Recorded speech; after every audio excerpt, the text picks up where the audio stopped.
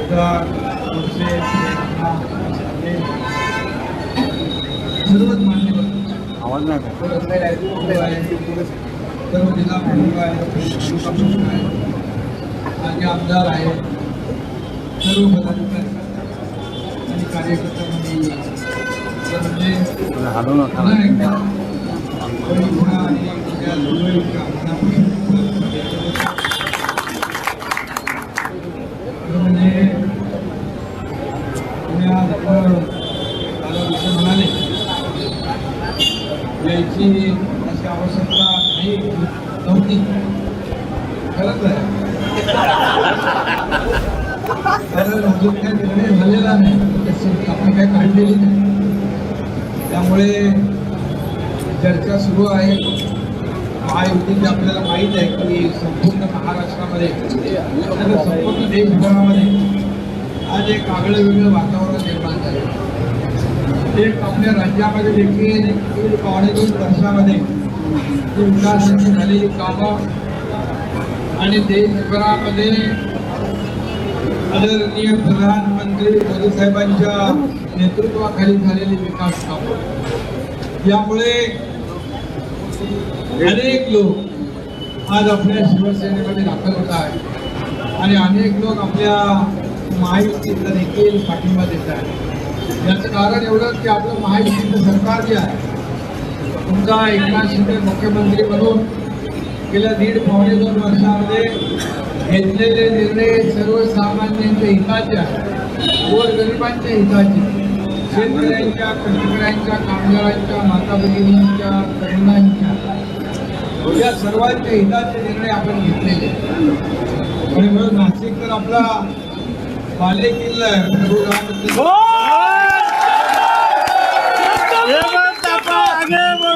शिंदे साहेब आगे बढ़ो. बाळासाहेबांचे त्याच्यावर प्रेम होतं, आनंदगिरी साहेबांचे प्रेम आणि माझंही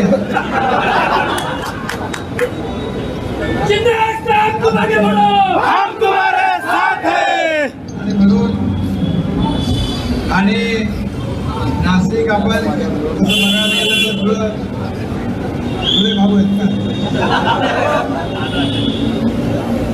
आणि त्यामुळे मी आपल्याला एवढंच सांगतो की महायुतीचं पुन्हा एकदा या देशामध्ये मोदींच्या नेतृत्वाखाली आपल्याला पुन्हा सरकार स्थापन करायचं. आवाज किती बारीक आवाज कमी केला. आणि मग राज्यातून देखील आपण नेहमी म्हणतो की 45 पार त्यांचं मोदी साहेबांचं घोषणा आहे 400 पार, आणि आपण त्याच्यामध्ये महाराष्ट्रामध्ये 45 पार. आणि मग एक जागा आपल्याला महत्वाची आहे, एक उमेदवार, एक खासदार आपल्याला महत्वाचा आहे. आणि म्हणून अनेक जागा ज्या आहेत अगदी त्याच्यावर बारीक चर्चा सुरू आहे. अगदी गृहमंत्री असतील, केंद्रीय मोदी साहेब स्वतः यामध्ये लक्ष घालतात. आपल्याला मी एवढंच सांगतो की आपल्या नाशिकची जागा जी आहे आपल्या धनुष्यबाणाकडे राहिली पाहिजे. हे काय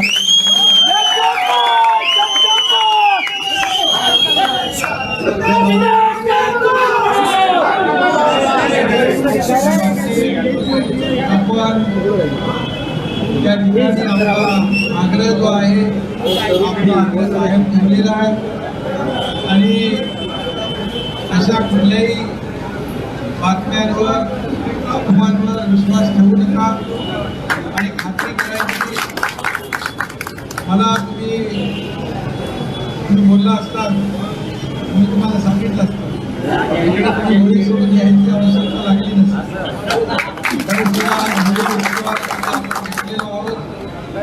आणि मी आपल्याला एवढंच सांगतो की खासदार हेमंत गोडसे यांच्या पाठीशी तुम्ही सगळे गंभीर आहात. आगे बढ़ो, हम तुम्हारे साथ हैं. आपल्या कुठलाही अन्याय होणार नाही याची काळजी एकनाथ शिंदे घेईल.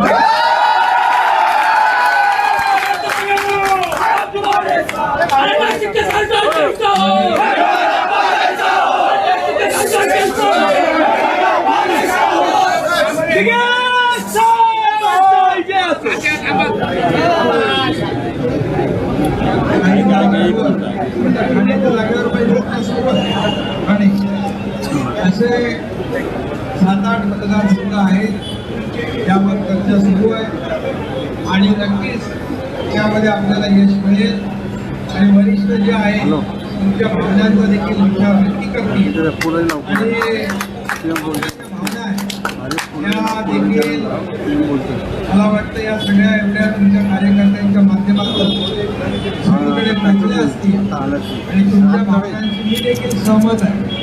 त्यामुळे तुमची भावना तुमचा आग्रह हा माझा आग्रह आहे आणि त्यात माझे भावना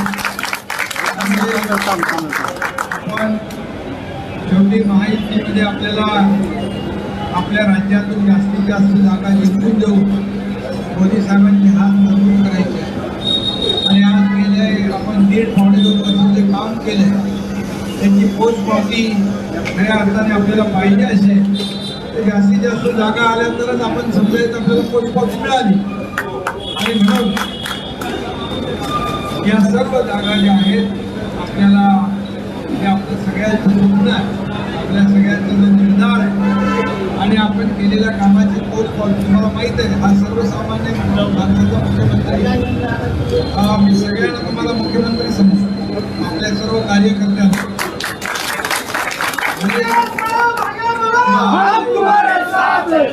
आजही कार्यकर्ता म्हणूनच मी काम करतो उद्याही कार्यकर्ता म्हणून काम करणार आहे कालही मी कार्यकर्ता म्हणून काम केलेलं माझ्यात काय बदल झालाय त्यामुळे शेवटी आपण साहेबांच्या दिघे साहेबांच्या शिवसेनेत आहोत आणि म्हणून तुम्ही तुमच्या भावना संवेदनशील आहेत आणि भावना तुमच्या मला कळलेल्या आहेत त्यामुळे मी तुमच्या भावना त्या माझ्या भावना आहेत आणि म्हणून नाशिकचा जो काही आपला इतिहास आहे नाशिककरांचं जे काही शिवसेनेवर असलेलं प्रेम आहे आणि धनुष्यबाण आपल्याकडे आहे त्यामुळे मगाशी कोणतरी घोषणा देतो त्याला काय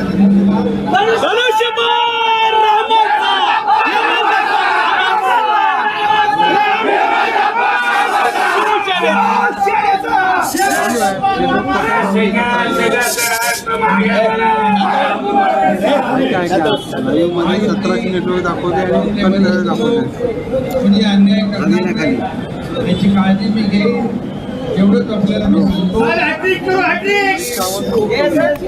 पुन्हा एकदा दादाजी विशेष साहेब आपल्या सर्व पदाधिकारी यांचं मनापासून मी या ठिकाणी स्वागत करतो. तुम्हाला बराच वेळ थांबायला लागले इकडं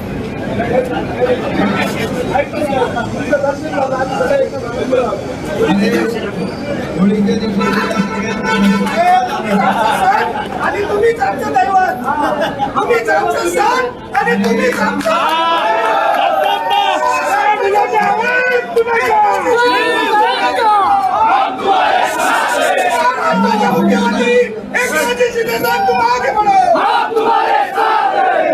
सगळ्यांनी बोला मनापासून या ठिकाणी त्यांना एकदा होळीच्या हो खाली बसा ना हो आणि आपल्या सगळ्यांचं मनापासून मी अभिनंदन करतो.